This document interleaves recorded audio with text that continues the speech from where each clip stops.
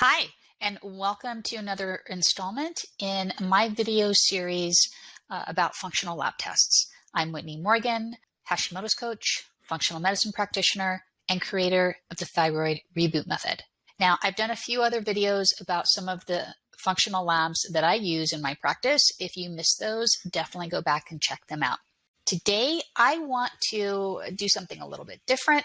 Basically, we're going to be looking at the same thyroid lab test results, but from two different perspectives. Why? Because whether or not your thyroid function is quote unquote normal is definitely a matter of perspective, and normal is not the same thing as optimal. But before we jump into it, go ahead and hit that subscribe button and the little bell next to it so you'll get notified every time I post a new video. So let's just do a quick review of what hypothyroidism and Hashimoto's both look like, because they share the same cluster of symptoms, and the symptoms are pretty diverse. So we have hair loss, can't think clearly, goiter or enlargement of the thyroid gland, slow heart rate, extreme fatigue, feeling cold all the time, dry skin, weight gain, puffiness, poor memory, constipation, irregular cycle, severe PMS, depression and mood swings, anxiety, joint or muscle pain, high cholesterol, blood sugar imbalances, and a variety of GI symptoms. Now, you'll notice that some of these are highlighted in red, and that's because the lab report that I'm going to go over with you today is actually from one of my clients. And those symptoms that are in red here are all the symptoms that she suffered with. Okay, let's get to it. So these are my client's basic thyroid numbers, and according to her doctor, everything looks normal. And you can see exactly every single marker is in the green. And you'll notice that there's also a vitamin D marker at the very bottom there as well. So the assessment from her doctor was, hey, all your symptoms, it's not about your thyroid.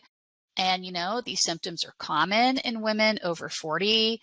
Maybe you're under just more stress than usual. And to lose weight, try exercising more and eating less.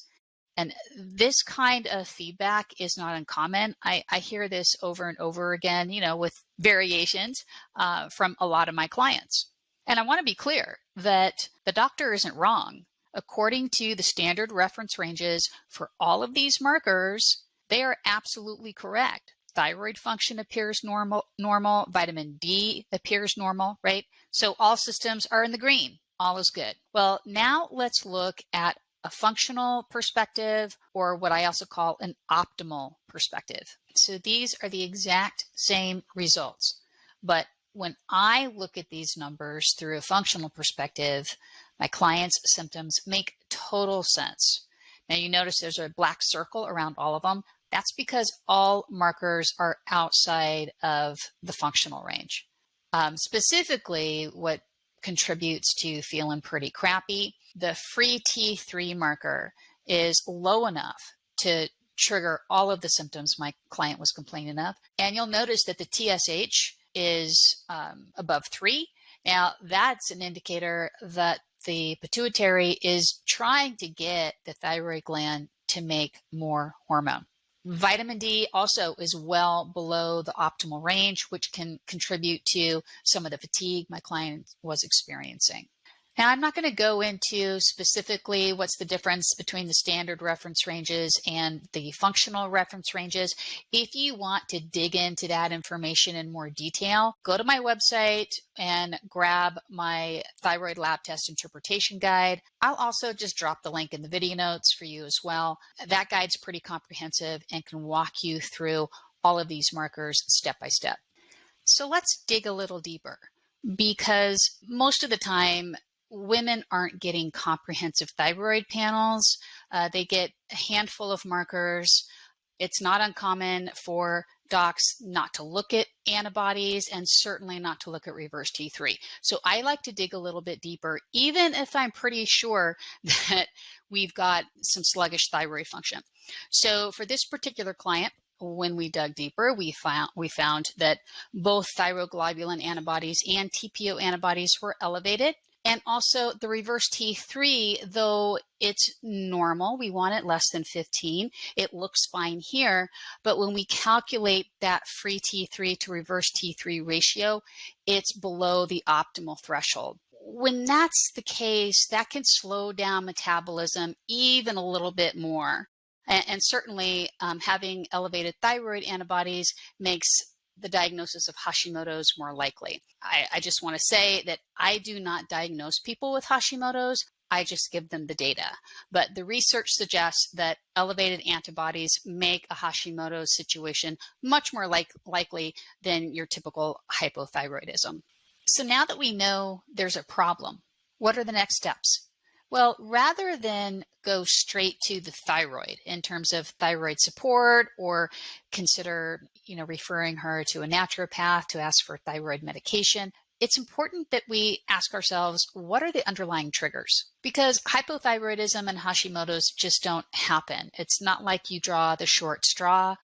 There are usually dominoes that are lined up well in advance of symptoms even emerging. So we need to do some deeper investigation using some functional lab tests, looking for things like parasites, gut bacterial overgrowth, heavy metals, food sensitivities, particularly gluten, and chronic viruses. We also want to check for and address other nutrient deficiencies.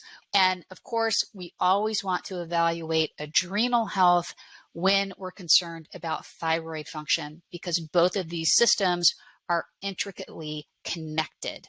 I hope this video has illustrated for you why it's so important to get a functional perspective on your thyroid labs, because that can keep you from becoming a statistic. And I want to leave you with a few of those. An estimated 20 million Americans have some form of thyroid disease, and up to 60% of those people with thyroid issues don't even know it. They are undiagnosed. And finally, 1 in 8 women is affected by a thyroid condition.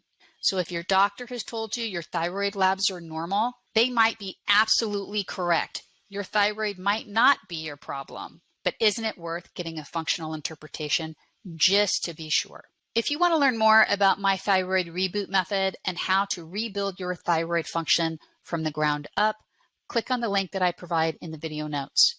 And if you found this video helpful, let me know by liking it, subscribing to my channel, or sharing it with a friend who has Hashimoto's or hypothyroidism. If you have questions, drop them in the comments. I'll do my best to answer everyone. Thanks for watching. I'll see you next time. Bye.